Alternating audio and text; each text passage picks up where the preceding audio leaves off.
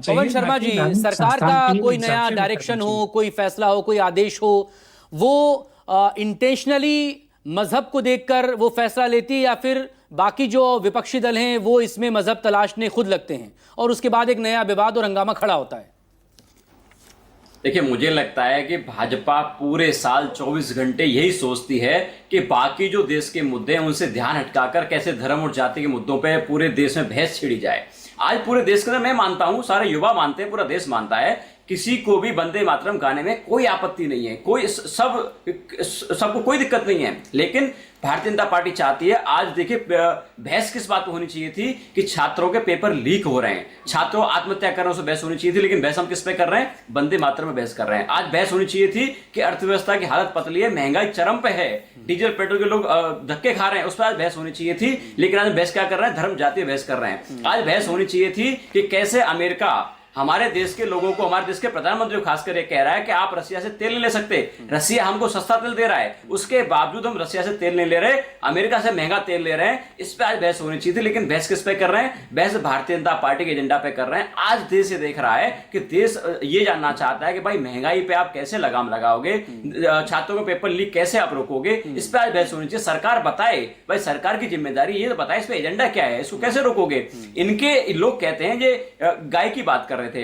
पूरा देश चाहता है कि गाय की सुरक्षा हो, गाय हमारी माता है। लेकिन जब भारतीय जनता पार्टी के लोग कहते हैं कि मैं बीफ खाता हूं, इनके मंत्री कहते हैं, किरण रिजिजू जी ने कहा कि मैं बीफ खाता हूं, क्या मुझे कोई रोक सकता है? इनके हेमंत बिस्वा शर्मा कहते हैं बीफ खाने के लिए बात करते हैं। लेकिन जब भारतीय जनता पार्टी के लोग बीफ खाने की बात करते हैं तो इनको कोई आपत्ति नहीं होती। मतलब इसका है कि भारतीय जनता पार्टी सिर्फ हिंदू मुस्लिम के नाम पे एजेंडा चलाती है। इनसे काम के नाम पे बात नहीं कर सकते आप, इनसे ये बात नहीं कर सकते कि आज रुपया की हालत इतनी पतली है, इतिहास में सबसे ज्यादा कमजोर रुपया आज है। तो अब है, जब देश के प्रधानमंत्री मोदी जी मुख्यमंत्री हुआ करते थे, जब कहते थे कि ऐसा कैसे हो सकता है कि रुपया की हालत पतली हो सकती है, इसका मतलब प्रधानमंत्री की कमी है। लेकिन आज मोदी जी एक शब्द नहीं कहते। उन देशों में घूमने के लिए जाते हैं जहां पे इनके दोस्तों के काम रुके होते हैं, इनके दोस्तों को ब्लैकलिस्ट कर दिया गया होता है, वहां पे घूमने के जाते हैं। जिस देश का नाम आपको नहीं पता वहां घूमने जाते हैं। लेकिन भारतीय जनता पार्टी ये नहीं बताती कि हमारी अर्थव्यवस्था जो आज एकदम नीचे घुसी हुई है उसको ठीक कैसे करेंगे, देश में कर्ज बढ़ रहा है उसको कैसे ठीक करेंगे, युवा आत्महत्या कर रहे हैं उनको कैसे रोकेंगे। इस पर भारतीय जनता पार्टी बात नहीं करती। आज Vijay Sharma ji, final comment. Party करती है। बहुत सारे सवाल हैं आपसे विपक्ष के। देखिए, मुझे लगता है पवन शर्मा जी पढ़ के नहीं आए आज। अगर पढ़ के आते तो इनको समझ में आ जाती। अर्थव्यवस्था की बात करते हैं, 11वीं अर्थव्यवस्था से हम चौथी 5वीं पर ले आए। 5 फ्रजाइल में थी, जोखिम भरी अर्थव्यवस्था थी हमारी 5।